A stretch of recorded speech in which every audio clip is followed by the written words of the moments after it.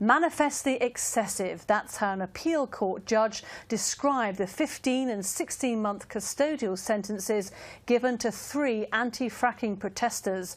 Those men were released this week, the same week that fracking started in Lancashire for the first time in 7 years. So is it time to give up the fight against fracking? And just how important is our right to protest? This report from Tim Scott. Emerging from prison as free men, the anti-frackers whose 100 hours of peaceful protest ended in 3 weeks in a cell. Today's decision affirms that when people peacefully break the law out of a moral obligation to prevent the expansion of fossil fuel industries, they should not be sent to prison. Simon Blevins, Rich Loiseau and Richard Roberts were the first environmental protesters to be imprisoned since 1932. These are the scenes that sent them there. Who have been up on these trucks for 3 days, been up here for over 80 hours. They were convicted of causing a public nuisance after climbing onto lorries outside Quadrilla's fracking site, and each jailed for more than a year. But yesterday, an appeal hearing in London ruled their sentences as excessive. We have concluded that an immediate custodial sentence in the case of these appellants was manifestly excessive. And as the families emerged from court, clutching the red rose of Lancashire, the relief was clear to see. We're just delighted today. Justice has really been done.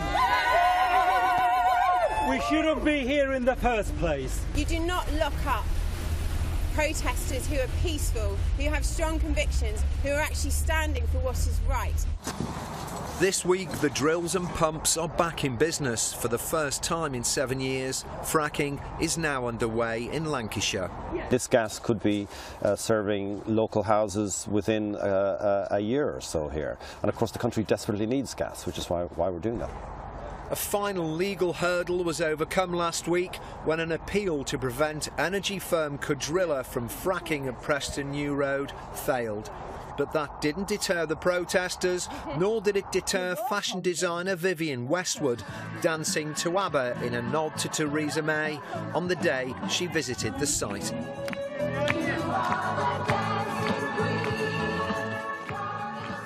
Meanwhile, those in favour of fracking here say the local economy will reap the benefits. Lancashire businesses that are part of the supply chain have already benefited from a spend of over 11 million just to build this one site and drill 2 wells. So if that scales up in the future in a production scenario, then that benefit could be much more significant across the county.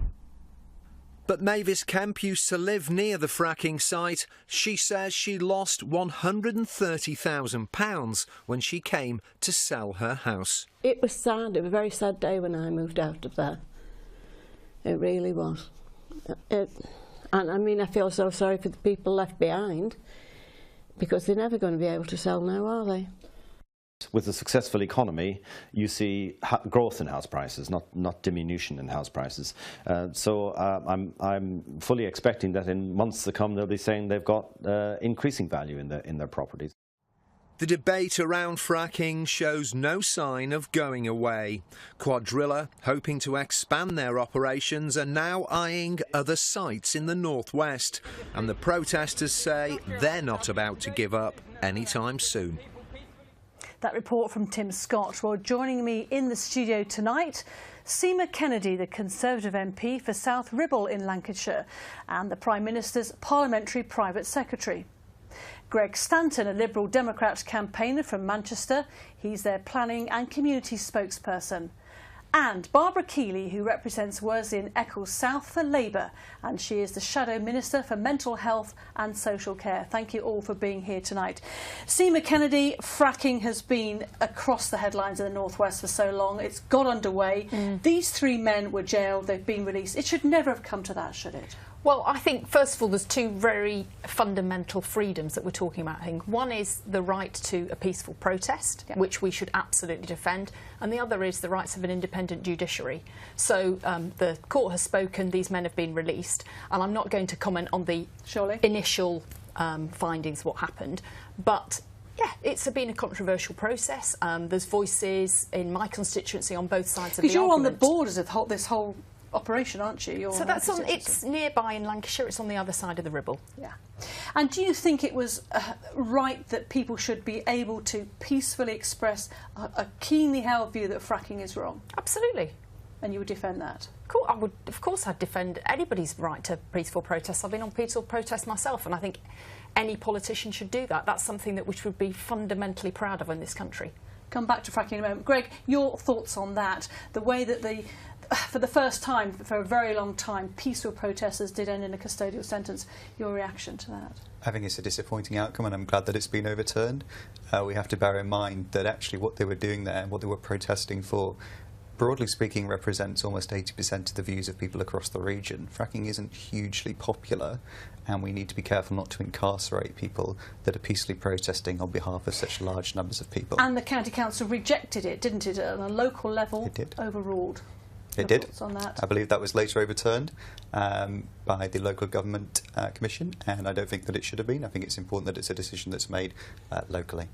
Barbara Keeley, you've watched closely the fracking debate. Labour opposed to it, wouldn't want it. Is it as simple as that, though? We need future energy supplies to power us. We don't need this future energy supply. I mean, our policy, we would ban fracking. I'm very clear about that. I've opposed it from the start. I had exploratory drilling at Barton Moss in my constituency, and I opposed it from the very first, planning application. I think we need a different mix.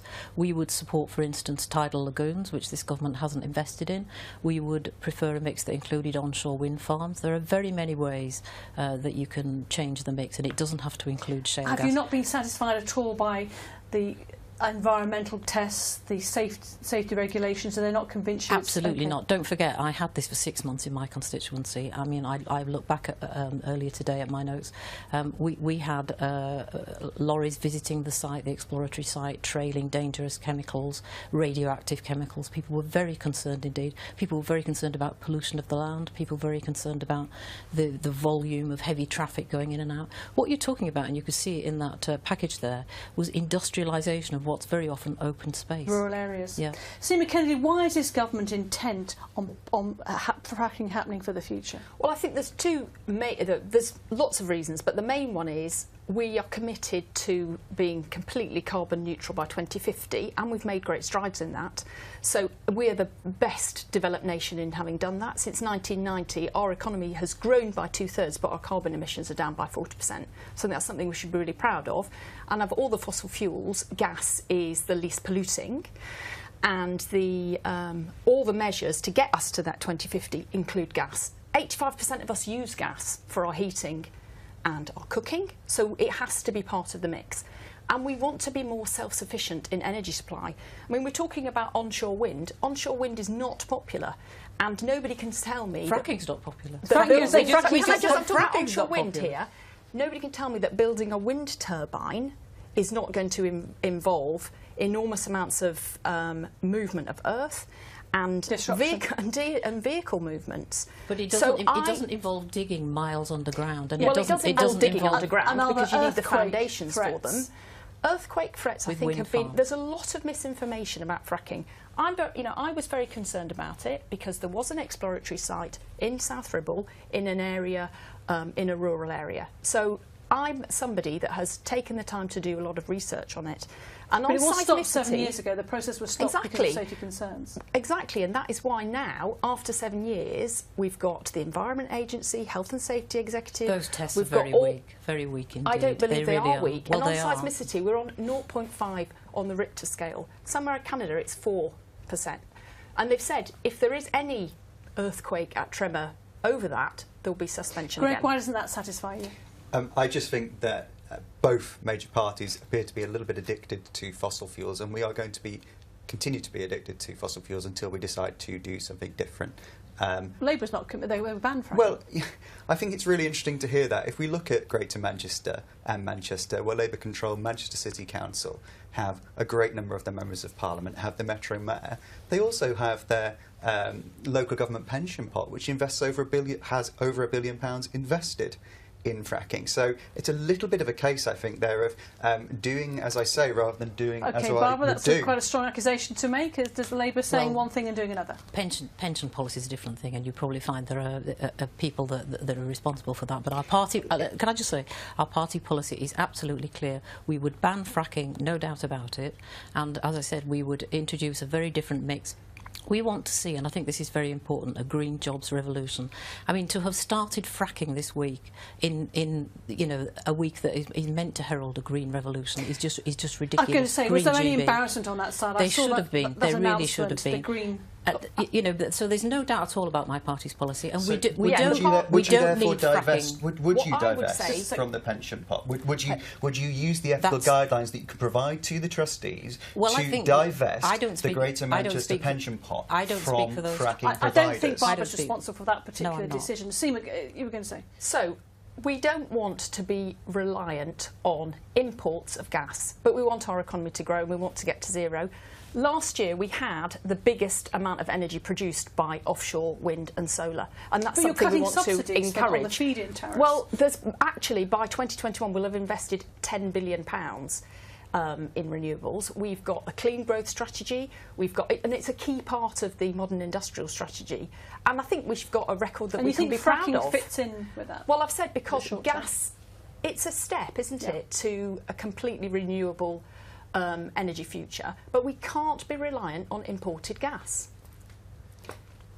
I think we need to move towards a greener economy significantly more quickly than is presently being proposed. How? When we bring forward interim measures or alternative sources of fossil fuels, it is going to do nothing but delay the point at which we accept we need to end our addiction to it. And house prices, that lady at the end of that report, should that matter? But it's people. Of course it matters, because it's somebody's house. Would you want to have a house? No, the point about that is, I think there is so much misinformation. If you put a wind turbine up, it's going to be gone in.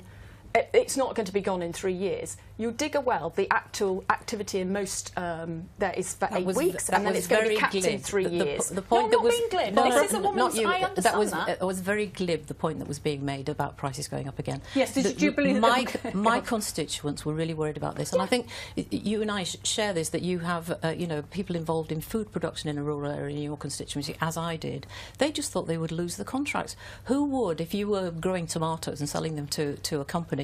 Who would want to buy them from you if where you were growing them was next to a site, a polluting site like this? And that's very important. People were very worried, and there was no compensation. Very worried about loss of value of their homes and their businesses in that rural area. That's a concern, Seema. Of course it is, and that's why the thing that I was most concerned about was water. Because people talk about contamination. Bottom Moss, parts of West Lancashire, the salad bowl of England. But the regulations we've got in place have reassured me, and actually when I talk to my farmers and my growers, they are more open to the idea now, because we've had this 7-year hiatus period where there's been a lot more accurate information put into the public sphere.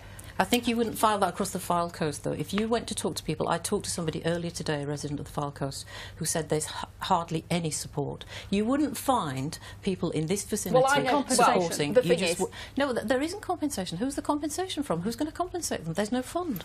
Are you happy finally for fracking to be expanded in the area? Well, I think first of all, let's see how this goes. But you I wouldn't sell say it to your constituency. There's a lot of misinformation about. I do think that we've got the most rigorous, system on environmental and pollution on it.